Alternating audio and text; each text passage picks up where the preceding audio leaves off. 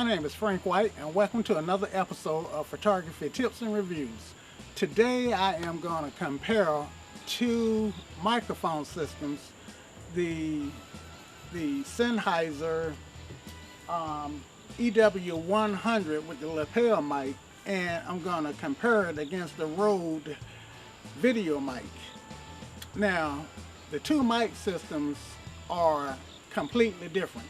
So first off, you should know that I'm not comparing oranges to oranges or apples to apples. I'm actually comparing an apple against an orange. The Sennheiser system is the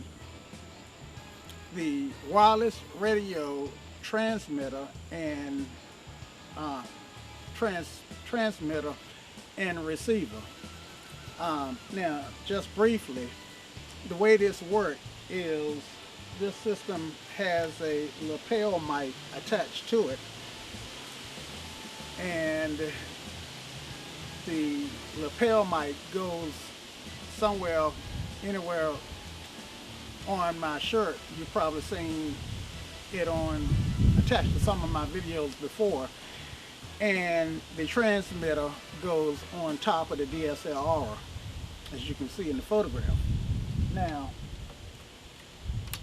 what I am going to do is, like I said, compare that against the Rode mic. Now, right now, I've got the Rode mic on top of the camera, so you get to hear how it sounds. But this particular Rode mic, the video mic, well, first of all, let me go back. With the Rode mic, they come in several different flavors.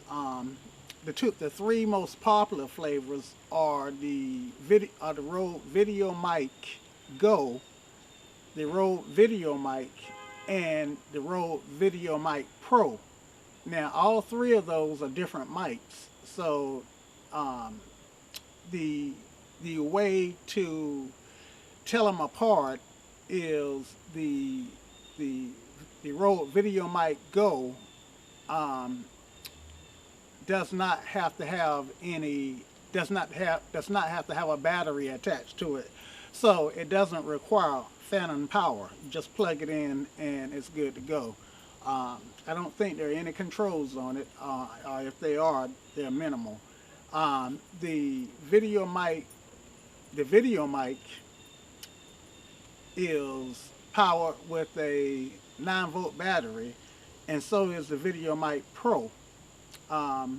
The Videomic Pro has a larger plastic casing on it, and it's about $70 more than the Videomic. The Videomic Go retails roughly for $100. The Videomic retails roughly for about $150. Oftentimes you can get it for around $130. And the Videomic Pro retails for roughly $230. And the one that I have is the middle one, the Videomic. Okay, so with all that aside, let's get started. Okay, now I've got the Videomic set up right now so that the Videomic has a low pass filter on it, and I've got that engaged. Now, I picked a slightly windy day to do this video. The wind picks up and goes down, so you may or may not hear background noise. Okay, but I am going to change the modes. This first mode, as I mentioned, has the Videomic low pass filter, or the equivalent of the camera's attenuator, turned down to mute some of the background noises. Okay. Now well, let me go through the test that I'm going to run. The next test I'm going to run is to turn the mic's low pass filter off, and I'm going to turn the camera's attenuator on, which is the equivalent of the low pass filter. So I'm just going to call both of them the low pass filter. Okay. After that, then I'm going to turn off the low pass filter on both systems, so that neither the low pass filter on the camera or the low pass filter on the mic is on. And then finally I'm going to mic up the Sennheiser and talk a little bit with that so that you can listen and compare. Okay, so again, without further ado, let's get started. And now I got the camera's low pass filter turned on, and I've got the mic's low pass filter turned off. I also made an adjustment to the camera's exposure, because with the clouds and I'm going in and out of sun, I noticed that for a black guy, when I'm in shade, I was looking way too dark. So when the sun come back out, then I may look a little overexposed, unless I change the camera into some auto settings, which I'm not going to do right now. Okay. The other thing that I should mention is that every time I make a change a setting on the mic or the camera in the sound panels, then I have to recalibrate my mic by doing a mic check, because if I had turned the low pass filter on the camera without recalibrating, then my voice would have sounded really muffled. I would have sounded really far away. So I am making those adjustments manually. So I think I've talked enough with the low pass filter on the camera turned on, and now this time I'm going to turn everything off. So if there is any background noise being subdued or muted out, then on the next sound check, then you should be able to hear the background noise. And if the wind picks up, then you should be able to hear the wind too. Okay, so now I've got all of the low pass filters or attenuators turned off, and you may be able to hear the rustle of the wind. It's not really picked up yet, but I hear a vehicle in the background. I don't know if you can hear it or not, but this is the way that I sound with on the video mic without having any filters turned on. Now, one test that I didn't mention at the top of this video is this time I'm actually going to do a fourth check, and this time I'm going to turn the low pass filters on both systems so that you can hear how that sounds. Hopefully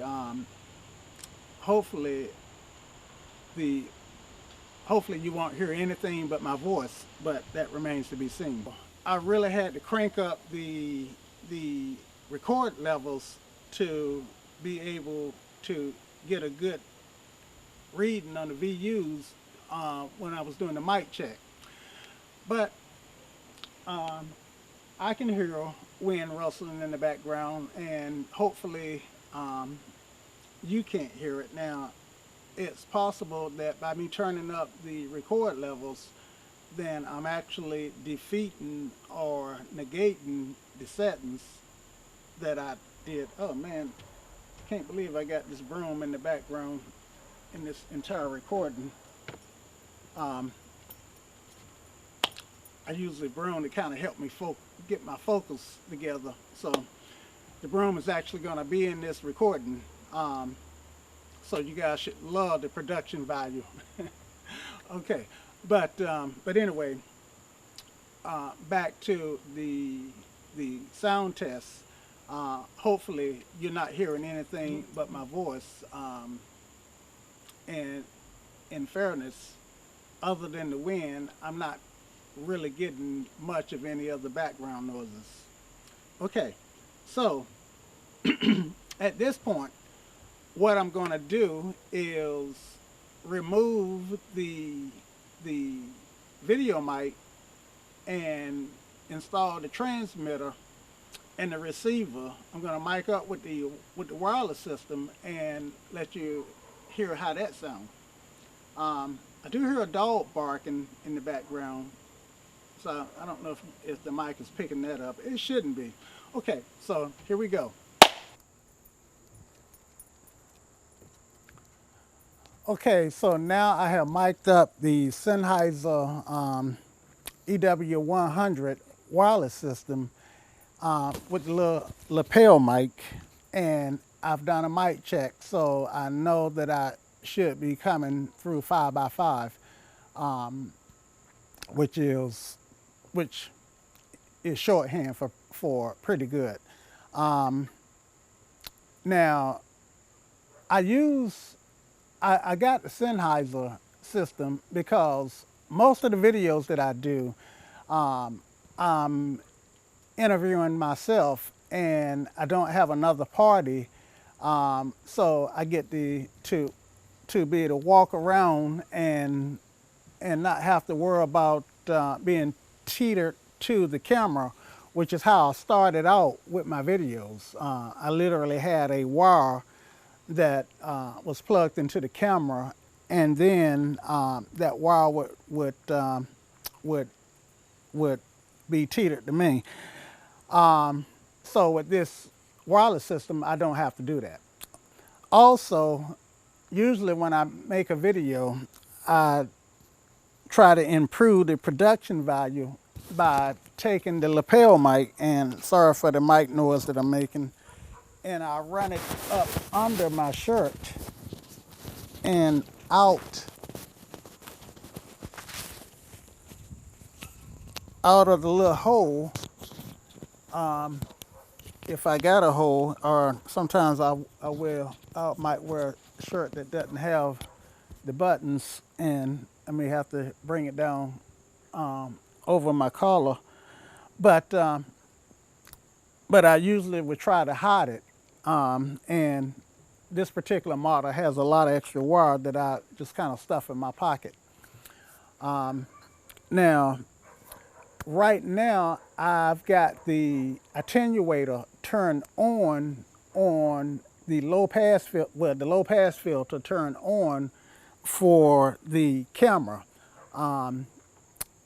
I've not played around with the settings for the Sennheiser transmitter and receiver to figure out how to filter. I'm sure, well, I'm not going to say I'm sure, but I'm going to assume that it does have some filtering capabilities to filter out the background noise. There are lower tech ways to filter noise that may come into the mic, you know, like the wind, dampening the letter P, or dampening when you make the S sound. One of the ways is by using the foam, which is one of the most effective ways, even though it's really low tech. This is what the actual mic looks like, and with the foam on it, then that really helps.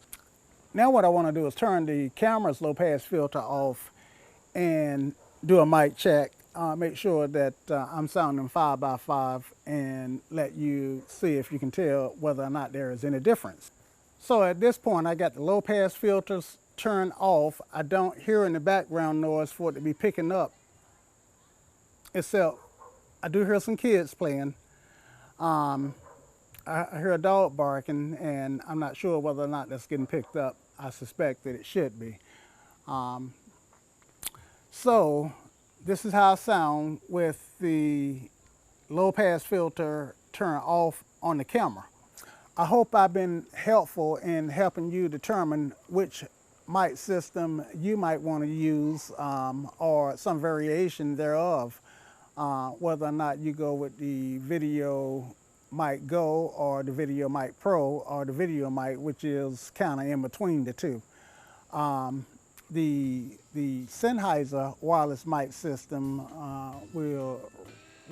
is not a inexpensive mic system. It will run you somewhere between $600 and $700, and if you get the handheld mic, maybe $700 to $800, depending on where you get it.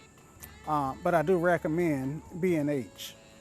Okay, so I hope that I've been able to provide you with some really good information about these two different wireless mic systems, be it a shotgun mic or the lapel mic. And if you like this video, go ahead and give me a thumbs up. I kind of use it as my barometer on how well the content that I'm providing you is. If you have any questions or comments, please leave them below. I read all of my questions or comments, even if this video is a couple years old. And why not take a moment to subscribe? That way you won't miss a single video as I release them. In fact, the next video that I'm working on is intervalometers for time lapse. So go ahead and subscribe so you don't miss that. And if you're going to shoot anybody today, shoot them with a Canon or a camera of your choice. And remember, guys, as always, happy shooting.